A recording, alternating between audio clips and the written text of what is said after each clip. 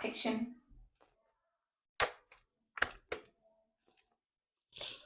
Deer IELTS test takers, আজকে দুইটা বিষয় নিয়ে কথা বলবো। একটা হচ্ছে আইএলস এ যখন আমরা স্পিকিং টেস্টে যাই, ওখানে আমরা অনেকেই মনে করি যে স্পিড, খুব দ্রুত কথা বলতে হবে, এই একটা বিষয়। আর সেকেন্ড বিষয় হচ্ছে যে স্পিকিং স্টাইল, মানে অনেক সময় অনেকে খুব ভালো কথা বলে তারপরেও বলে যে আমার রেজাল্ট কেন খারাপ হলো। তো ওখানে কিছু পসিবল রিজন থাকে। সো এই দুইটা বিষয় নিয়ে আমি একটু ফোকাস করার চেষ্টা করব। প্রথম কথা হচ্ছে স্পিড।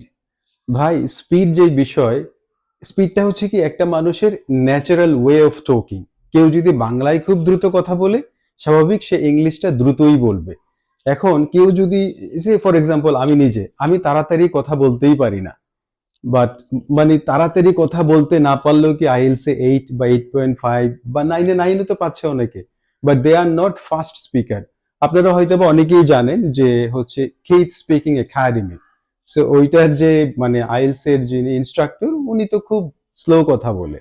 সো স্লো কথা বললে নাম্বার কম আসবে, এটা ভুল ধারণা। সো আপনারা, আমার অ্যাডভাইস হলো যে ন্যাচারালি কথা বলে যাবে, নাম্বার ওয়ান। নাম্বার টু, এটা হচ্ছে অনেক স্পিকার খুব অ্যাটাকিং মোডে কথা বলে।